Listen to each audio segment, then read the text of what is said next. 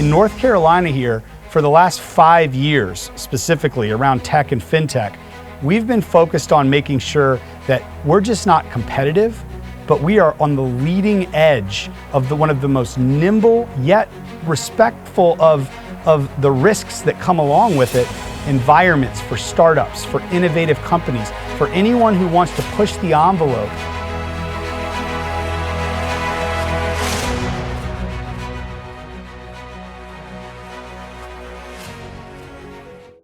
One of the most pressing problems in America is that we're seeing a decline in innovation and entrepreneurial activity. My goal is to find ways to lower barriers to innovation and figure out how we can create regulations that are friendlier to businesses. When you have a state that has a net influx of population, of people moving in, you have businesses continuing to set up headquarters here, what it does is it just creates this situation that fosters economic growth. And we've seen an unbelievable economic growth over the last 10 years. A lot of that has to do with the pro-growth reforms that the General Assembly has implemented, like tax cuts and regulatory reform. We really had to sit down over time and decide what we wanted to do in the state that would be different.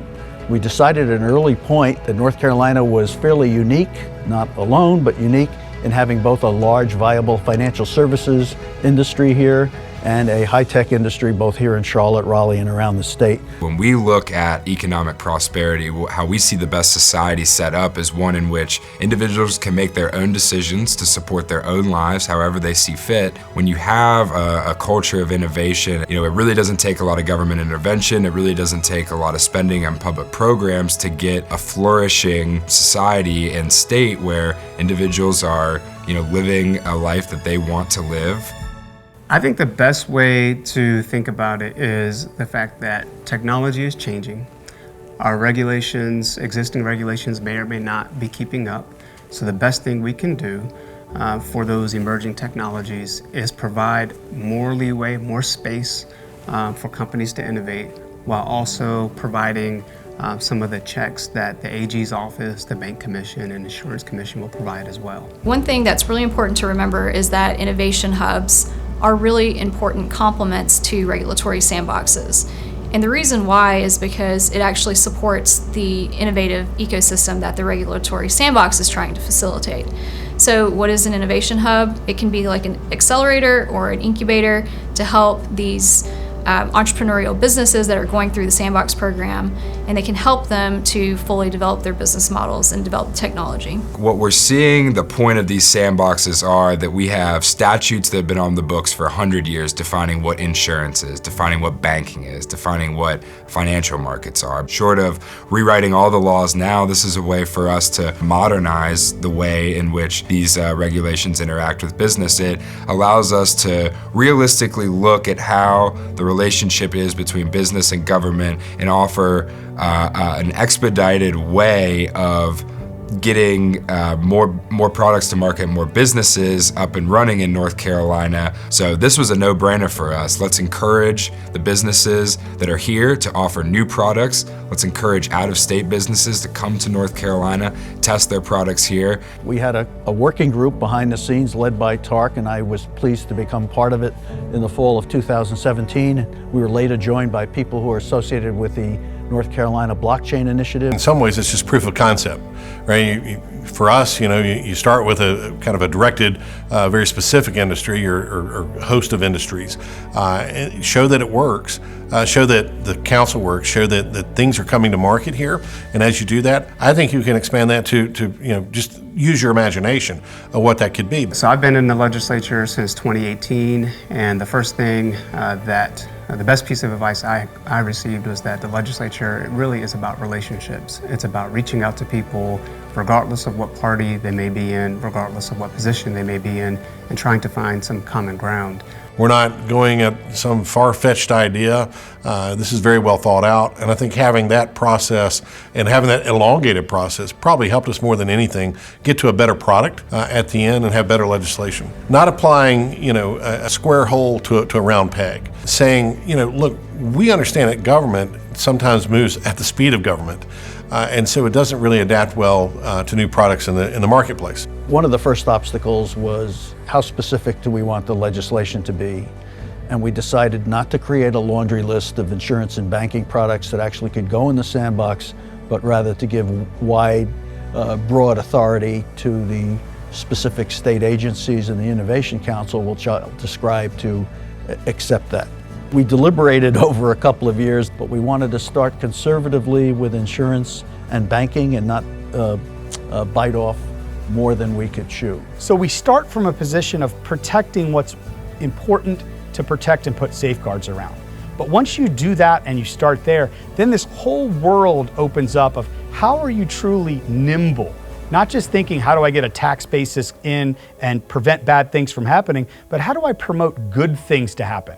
And that's where a concept, much like the broader North Carolina General Assembly and our leadership do in all topics, the regulatory sandbox became a center focus for us to say, not all regulations on the books for decades and decades, designed for large institutions that have grown over time, make sense for some of the smaller players or even the larger players who want to experiment to do so in an environment where it's promoted, where it's embraced.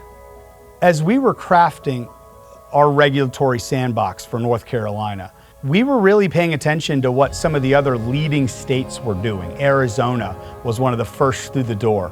Others followed right after. And one thing we knew was really important. Like all innovation, you need to be nimble, and not just in the environment you create, but in the sandbox you construct. In our case in North Carolina, our Sandbox sets up an innovation council to decide on sandbox applications for those in the banking and insurance industries. So if you have a new product or that you see regulations as getting in the way of you launching your product, you can go to this council, submit an application and say, hey, these are the regulations that we need waived in order to get our product to launch. We can prove that it's safe for consumers in this way, and the council would grant that. You can operate without being subject to certain regulations. You know, the idea here is that if you have a bureaucracy that's very responsive to the private market without getting in their way, we can encourage more investment in North Carolina and more products for North Carolinians to use.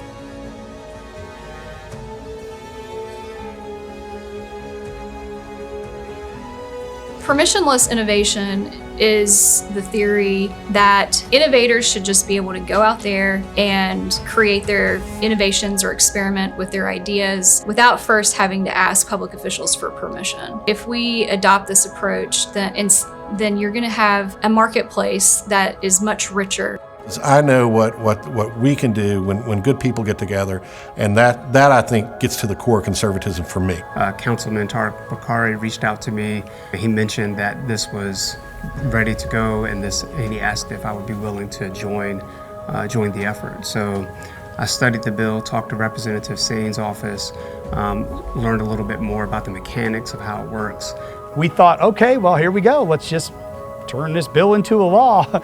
And ultimately we found out when you have something that's pushing the envelope, there's a lot of process steps to cover.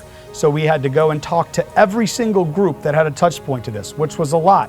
We had to talk to members of the General Assembly and make sure that they had knowledge and awareness of what this stuff meant before it came to them. In a way, that's how government, when it's functioning at its best, should also function. So we should also operate similar to a sandbox in the sense that we bring different stakeholders.